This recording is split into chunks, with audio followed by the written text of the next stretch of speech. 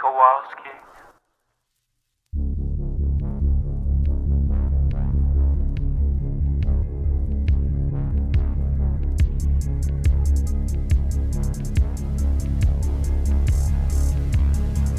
The sun is down, the streetlights are on, and you're listening to Largely the Truth with Brennan Storr.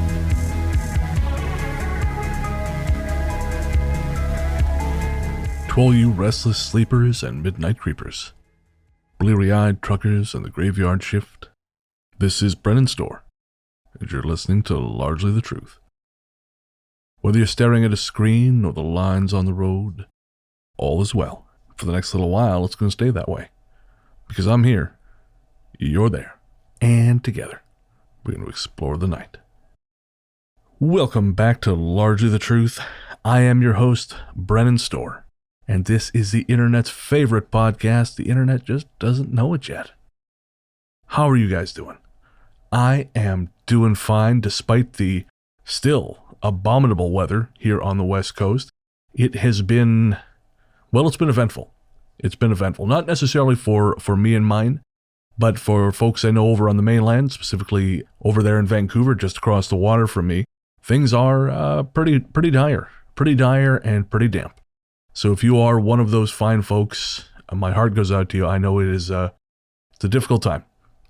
Fittingly, this week on Largely the Truth, we talked to a guest about some pretty weighty themes, some pretty heavy stuff. That guest is the singer-songwriter Brian Kelly, who performs under the name Oceanography. Oceanography's second LP, 13 Songs About Driving Nowhere in Alphabetical Order, just dropped in September. And Brian and I talked for the better part of 35 minutes about the record and some of the hardship that inspired it. And so much like Brian's new record itself, it is a heavy conversation, but ultimately I think a hopeful one and an optimistic one. Because, well, I suppose there's not much point to pessimism at this stage in the game, right? You're either on board or you're not. And by God, there's no way in hell we're going to lie down. Not after putting up with all this shit, right? Okay. So just before we get going, I want to remind you, if you want early access to new episodes and an ad-free feed, head on over to patreon.com/largelythetruth. That's patreon.com/largelythetruth. And for only $2 a month, you get exactly that. You get an ad-free feed, you get early access to the episodes, usually a couple days ahead of schedule, and any bonus conversations that happen to come along. You can also now find us on the Repod app. So make sure to search for us there, follow us on Repod. And if you have any questions about the show, you want to comment on any of the episodes, please feel free to do so. I'll be active in the Repod community and be happy to answer any questions you might have. You can find Repod in any of the major app stores, and just get on there and search for Largely the Truth with Brennan Storr. One last piece of business before we get to the conversation. I will be giving a talk about podcasting on the Wisdom app sometime in the next few weeks. I'll talk about it more on the next show. I'll have more of an idea about what's going on. You'll be able to listen to that talk for free. All you have to do is sign up to the app, and then it will be a live talk.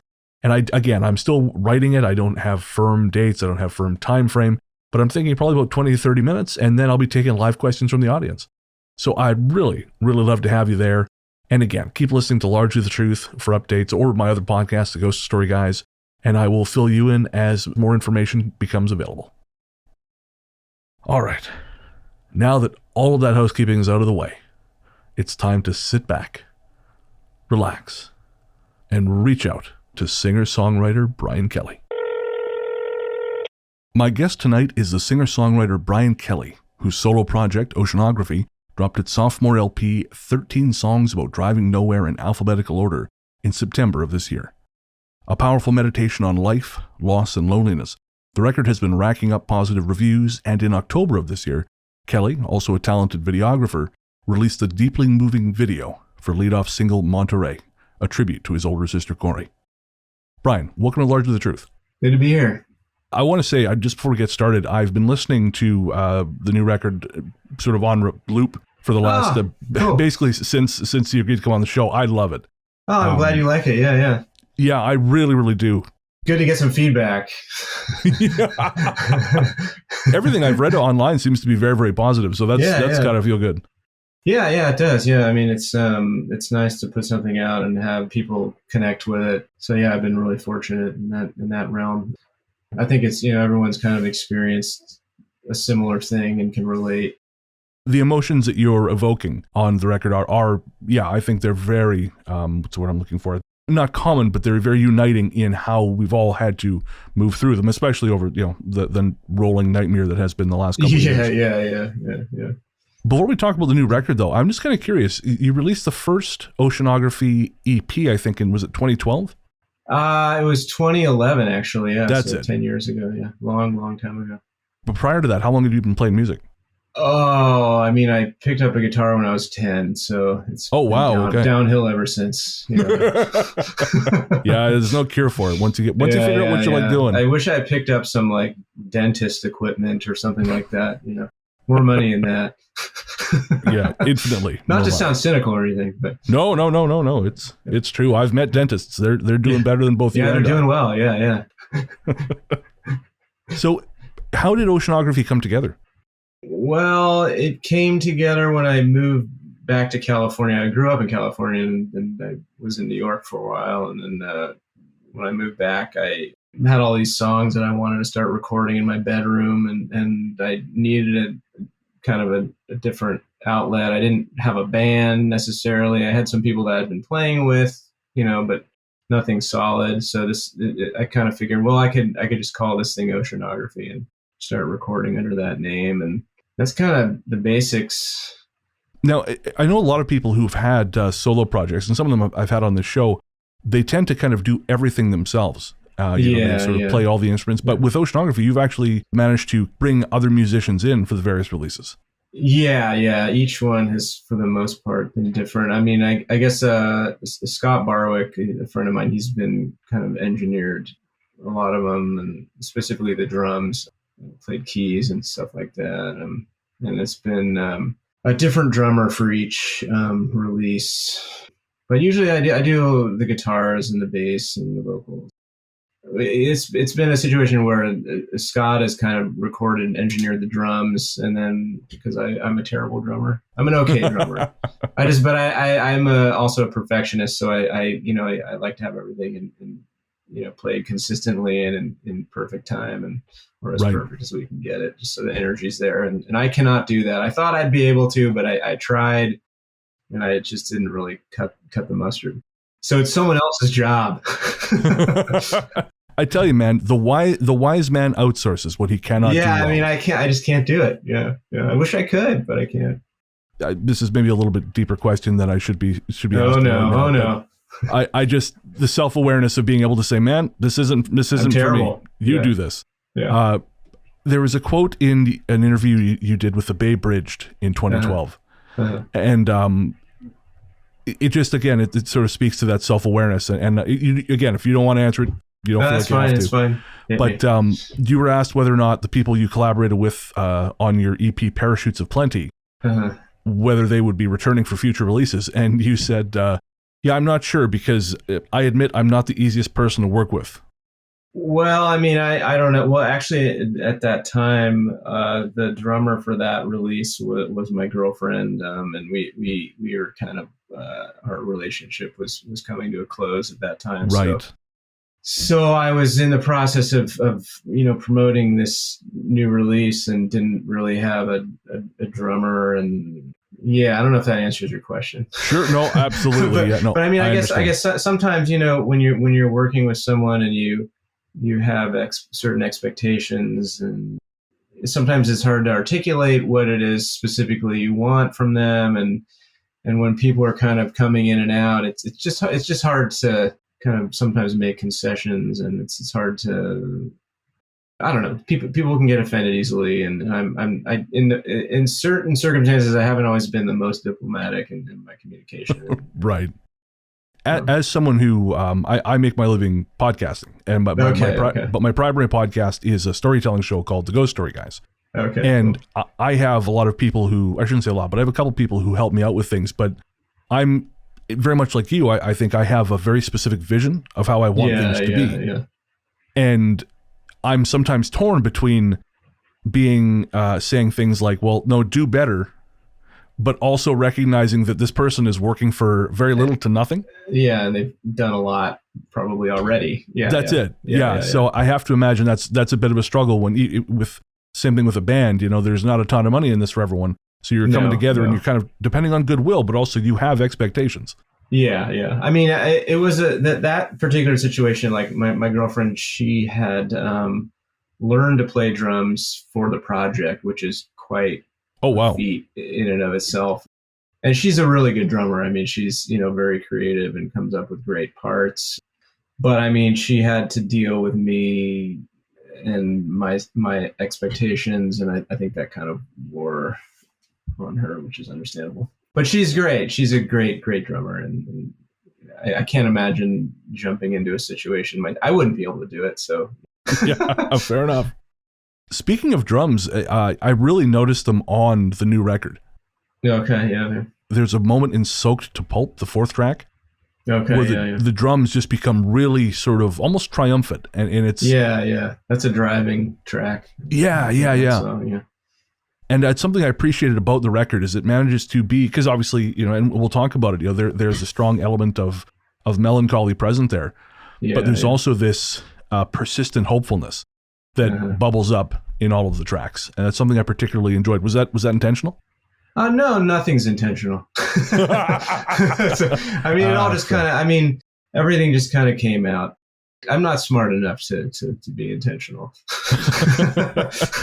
I understand. I can just leave it at that. But I mean, this album, it was recorded live, which the others were not. So the basic tracks were recorded live. Right. So that might have added some of that energy to it that wasn't present in the previous releases. Right. That makes sense. And so when did you start recording for the new record? In 2016, 2015. Okay. Yeah, a long time ago. It has been sitting around for a long time. And what happened was I had just finished mixing the previous record, Collier Canyon, and I was kind of like, I had been working on it and I was just kind of tired of it. And I had a collection of new songs that I wanted to start recording. And I had just started playing with these different people, Peter Laverton on drums and Bevan Herbeckian on bass, and I was like, we played a couple live shows, and I was like, let's record an album. Like, I had some money at the time, and I was like, let's go to my friend's studio and we'll record these songs that I had. And that's kind of how it started. And then over the course of that year, like, my sister got sick, and so that kind of shaped the record too, and kind of pushed in a more melancholy direction, I would say. And I ended up like scrapping some of the songs that we had originally intended to put on the album and swapped them out with some others, and then it sat for a long time. And what finally kickstarted you to want to get it out the door? I had time to do it. Right. I understand. That's basically what it comes down to. There's no romance there. It's just, I was so busy prior to that, and I didn't have time. In the sort of the press notes for it, you've mentioned that the song is inspired by your drives around. Yeah. At that time, I was living outside of Oakland and driving a lot to work in Oakland, and then also, I eventually moved to Oakland, and then my sister got sick and she was back home at my mom's house. So there was a lot of driving back there I don't know. It's just, I was driving a lot. So, and then also, like she had a lot of doctor's appointments and stuff like that, and was kind of in and out of the ER. And so there was a lot of time spent in cars. That's for sure. I know a friend of mine, my oldest friend actually, was diagnosed with leukemia in 2019. And it was kind of fascinating to see how our lives shifted so dramatically. It becomes this bubble. Yeah. And you can recalibrate what's important. You go from being outward to more inward, and that's kind of what happened, I guess, in that time, for me anyway.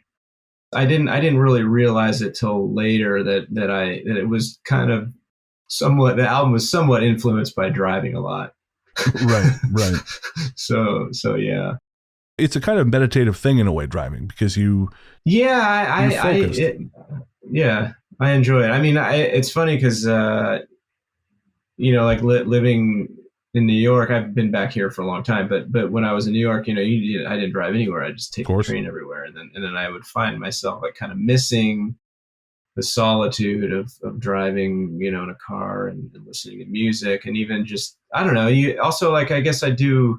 Songwriting is a very solitary thing, and I think at that point in my life, I didn't have a lot of, solitary space, and the car was where I could think about, songwriting and that sort of thing. So whether I really was conscious of it or not, I don't know. But yeah, I think I would, ideas would come to me while I was driving.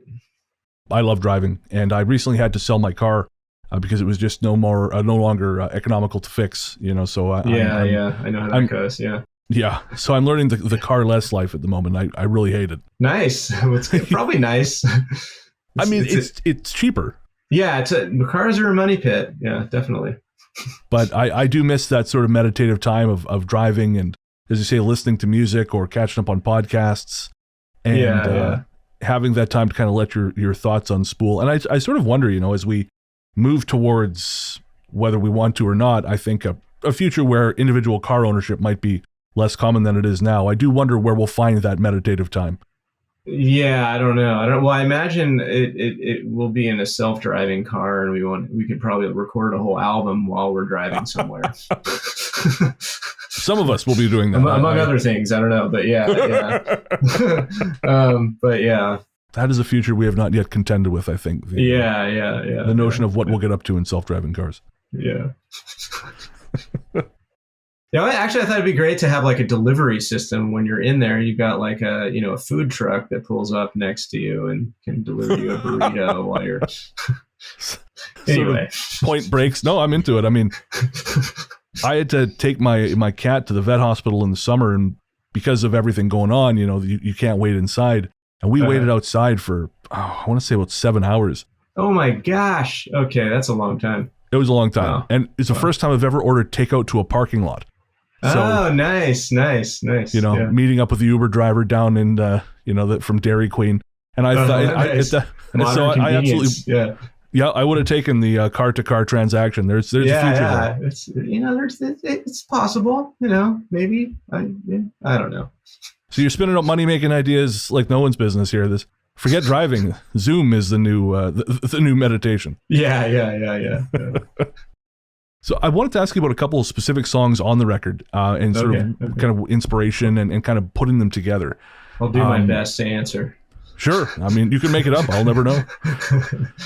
We'll finish with Monterey, but I was kind of curious. The first one was Soaked to Pulp.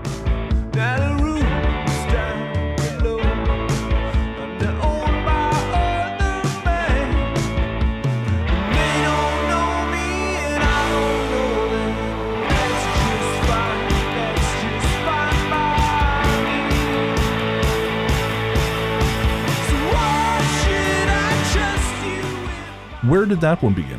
The idea is kind of not living in a place anymore. Like an example would be my grandfather's house. Like when he passed away, we sold it, which was unfortunate, but it was something we had to do. And, now someone else is living in that house, and it just kind of an ode to like the spaces we live in and no longer live in anymore. I mean, that's kind of what inspired the song, or the general idea of the song, if that makes any sense. Oh yeah, I mean, my grandparents' house, it was the same situation. He passed in 2005, and I think they sold the house about a year or two later. And now it was such a big house in a small town. It's been broken into townhouses. I hate driving past it. Yeah, it's kind of sad. I mean,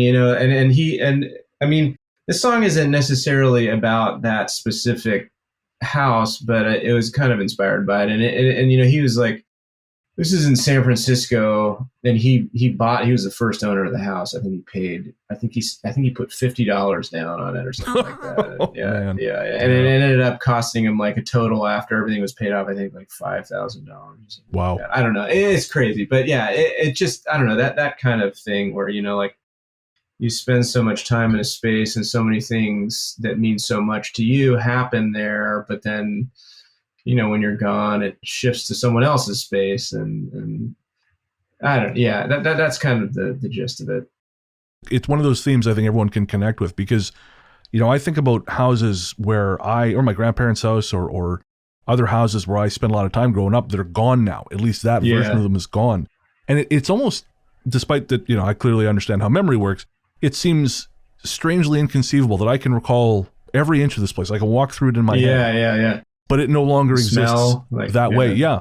And it's and I suppose that's one of the themes that runs through the whole album is these things we remember, but which are no more. And it's a beautiful thing, but it's also it's a shitty, difficult thing too. Yeah. It can be tough moving on, letting things go.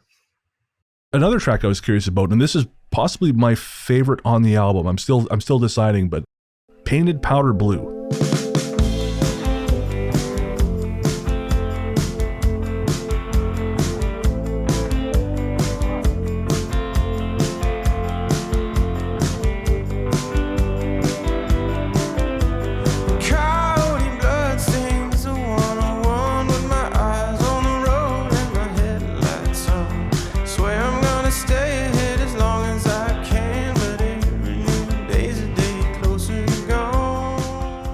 Is a really spectacular song. And I'm just looking at it on Bandcamp here. It's almost 6 minutes long. I had no idea. It's a long one. Maybe too long. I don't know. Maybe I should have cut it down to 3 minutes. I don't know. No, because it feels like 3 minutes. I'll just play it twice as fast when I play it live. There you go. So nobody falls asleep. Yeah. Oh, not possible. But you mentioned also in some of the notes that you were one of the albums you were listening to when you were putting this album together was Springsteen's Nebraska. Yeah. It's a great one. So good. And I got to tell you, man, when the harmonica kicks in Painted Powder Blue, I felt that like a ton of bricks. Oh, cool.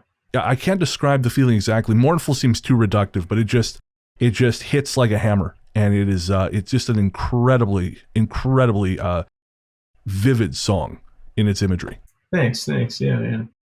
Glad we put the harmonica in there. That was a late addition. Oh, really? Yeah. I would not have guessed. So where did Painted Powder Blue come from? Well, it's a breakup song. The girl who was playing drums on the two previous albums, she when we broke up, I kind of wrote it about that. I was cat sitting at someone's house and I wrote it there. Okay. A little tidbit. I swear I didn't start this interview intending to drag you through all your most painful memories. That was not my intention. Yeah, well, I'm gonna need some counseling after this, I think. I get that a lot. Totally normal. I'll be okay. I think. You seem like a tough guy. You can handle it. Actually, I'm curious on the subject of Nebraska. Do you have a favorite track on the album? I'm terrible at remembering song titles, so I have to look at For me, it's Highway Patrolman. The Jonestown Flood song. I think that would be my favorite. Oh, I think it's also Highway Patrolman. Is it Highway Patrolman? Yeah, well, the band plays the night of the Johnstown Flood. Yeah. Yes, that's probably that would be my favorite one. Yeah, I guess State Troop. Yeah, I think we're gonna have to agree on that. It's being the best song. Atlantic City's good too. Atlantic City's very good. Yeah, that's a good one too. Or wait, no, you're talking about Highway Patrolman. Sorry, that's a good. Yes. That's a good one. Yeah, sorry, State Trooper is fascinating because I think it's the closest he's come to a horror movie soundtrack. Yeah, well, apparently he used to watch a lot of B movies. Okay. When he was making this, I don't know why I'm thinking that, but I think that was like a source of inspiration for him. I think the film Badlands was also an inspiration. I think that's actually yeah. The title track is sort of partially inspired by that and just Charles Starkweather generally. And so obviously the lead-off track is Monterey, and that's the final one that I wanted to ask you about tonight. 2 months too soon, too much too late. You set in motion either way. Sharks in the water, gashing in your side. They put X's in your head, they put X's on your eyes. It's not your fault.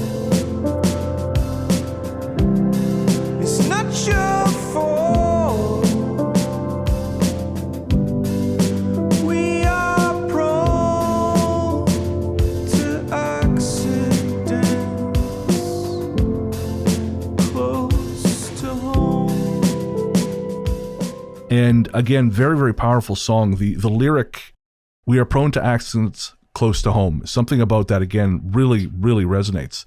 And can you talk a bit about that song? Yeah. I also wrote that while cat sitting. This is a valuable time for you. We got to get some more cats. Well, the woman whose house I was staying at, she has like a really nice piano there. So so the piano actually on that song is her piano. I recorded it in her house to a click track, and then we added to it later. But that was written at a time when my sister was not doing well, and there were a lot of strange family dynamics going on, and Sure. The song is a reference to that dynamic, essentially. Right. And we're prone to accidents close to home. We don't always treat the ones we're closest to with the most respect, and because we know they'll love us no matter what. Yeah, it's sort of one of those cruel. I don't know if irony is the right word, but we sometimes, we go after the ones we love the most because we assume they're always going to be there. Yeah. Is part of it and as we're well. most comfortable with them, and because we've known them the longest, and we're familiar with their idiosyncrasies, and families. The family dynamic can be really complex, and that's basically what's in there in that song. And obviously, the video for that just came out last month, and as I mentioned in the intro, it's a deeply moving video. Yeah. Can you talk a little bit about that? Yeah. So my sister, who passed away, she was the kind of person who would always, whenever there was an event or social gathering, she would always be the one to kind of take everyone's picture and gather everyone around at the end. And also Right. she was an artist and a painter, illustrator, and photographer. And, I grew up with her, making me pose for photos and that kind of thing. And, she was, I was the younger brother, and I'm like 8 years younger than her. So, Right. so I would do what she wanted. I was always compliant. So I think she kind of had fun with that. And I didn't fully realize that, till later in life. But anyway, so she when she passed away, left behind many, many crates of photographs of, her personal life and also our family's life.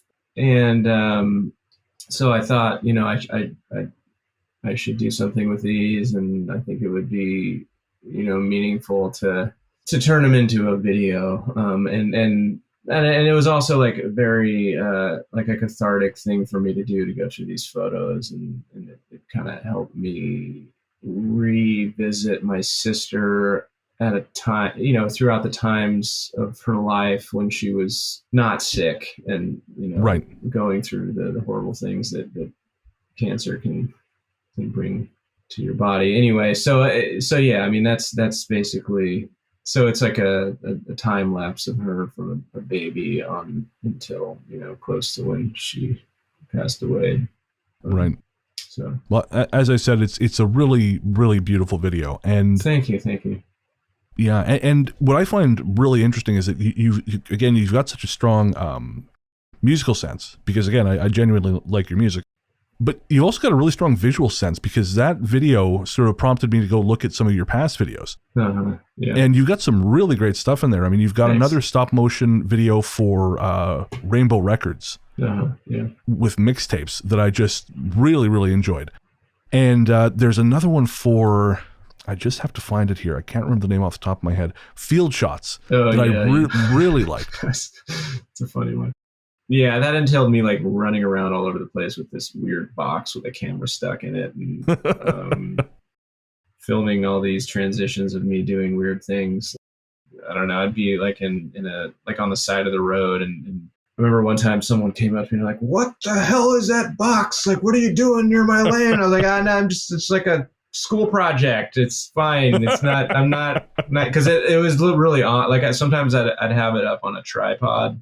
Right. And it's literally like a black box, like 2.5 feet wide by like a foot high, 2 feet deep, whatever. It just looks really strange and kind of threatening. Because it's like, is there something going to shoot out of the face of that, or what the hell is going on? So this, so people would kind of stop and wonder what I was doing, which is understandable. So anyway, yeah, it kind of made for some interesting interactions, but yeah. There's a moment, a couple shots in the video where you are sort of looking up away from the camera, and as someone who likes to take night photos, I recognize the look on your face, which is that look of, is there anyone around to whom this appears threatening? Yeah. I mean, and a couple of times I'm like in the middle of a street and a car is coming, and I gotta like move this thing along before I get hit by a car. Yeah. Yeah, kind of funny. Yeah, I remember one time I was shooting this one. Really, it's gone now, but it was this little kind of, I think it was a Kiwanis village. So a lot of neat little houses and kind of huts and things, and like a vacation community kind of thing, or like no, more like a series of cabins for senior citizens. Okay. But I was just taking some night photos, and all of a sudden this guy storms out of his thing and says, "Unless you're a cop doing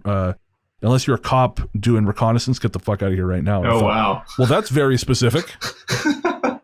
I don't know what's happening were here. Involved though, were they? No. We're a very, very, very liberal city. Even our violence is passive aggressive. That's good. It's safer. Another video I was curious about was Split the Pic in Two. And that was done in I don't even know how I would describe that. How would you describe that? It's ASCII code. Oh, okay. That's it. ASCII, yeah. Yeah, that was like a kind of just an idea that I had. I had, where did it come from? I think I was like making some posters or something with that. And you could there's a site where you can upload a photo and it'll turn it to ASCII. Okay. I'm not even sure if that's how you pronounce it, ASCII. I'm pretty sure it is. Yeah. I think so. Anyway, I think that's right. And I thought it'd be interesting to make a video, with that. So I filmed myself, playing various instruments to the song and edited it together. And then my girlfriend, who's an engineer, she helped write this code to turn it into ASCII. So it was, yeah. That's very cool. So that's a custom effect, basically. Oh yeah. She wrote it so basically you take all of the still images one at a time and it processes them.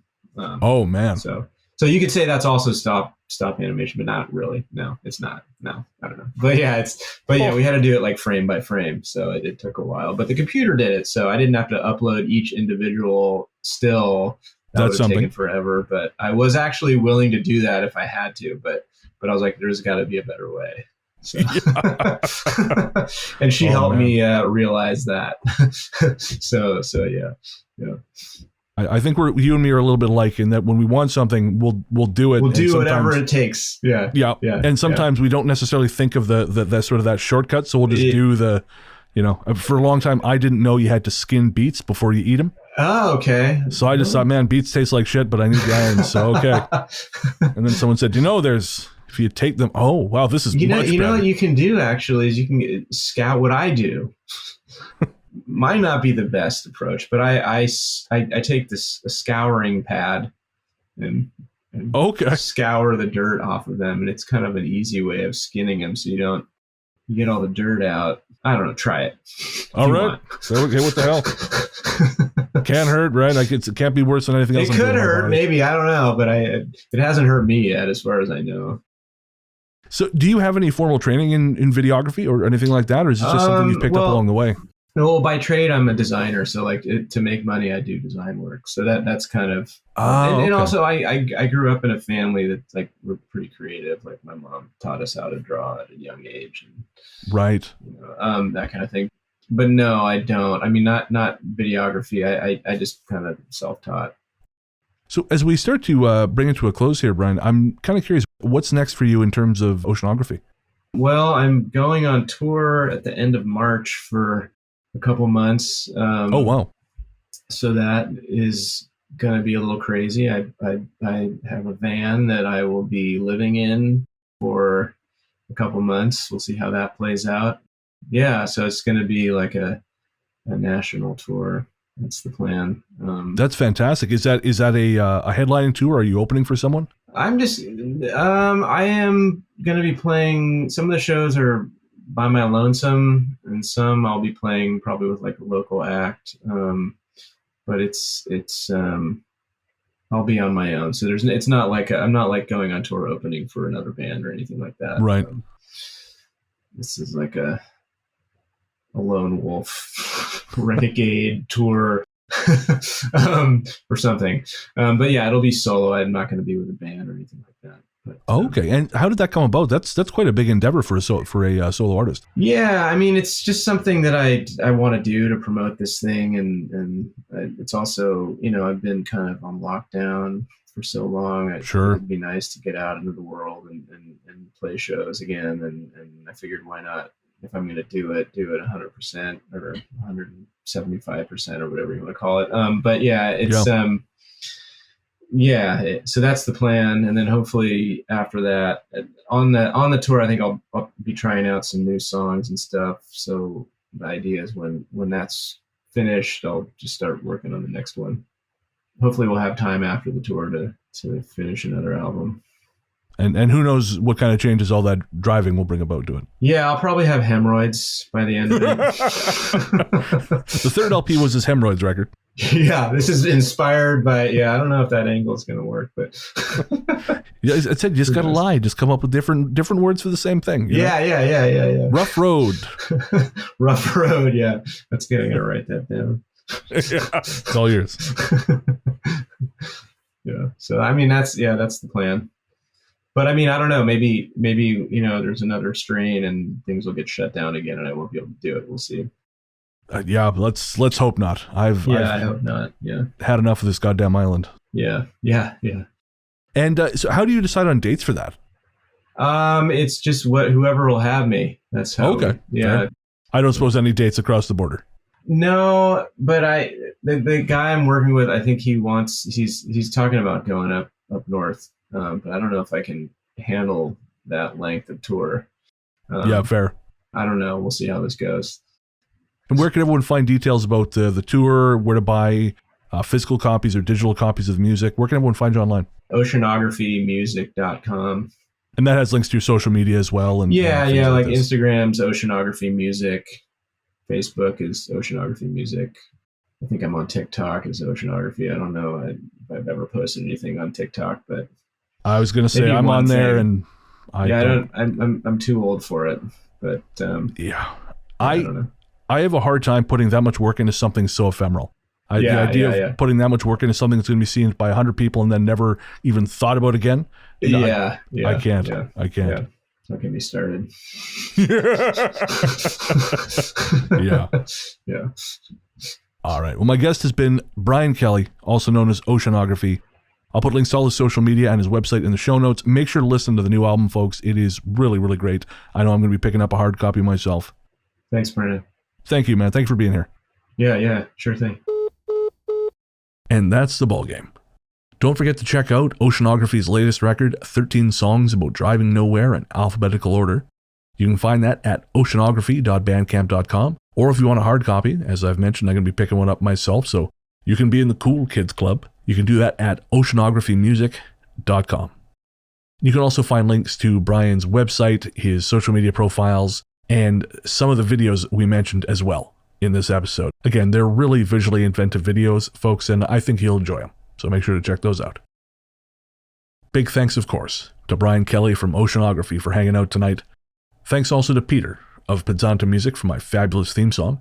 You can find more from him at nightharvestrecordings.com or by searching for Pizzanta Music wherever you get your tunes. And finally, thank you for listening. Without you folks, there wouldn't be much point. Until next time, I hope the night takes you to the same strange and wonderful places it takes me. And remember, if you're not sure what comes next, put a call out into the dark. You never know who's going to pick up. I'll see you next time.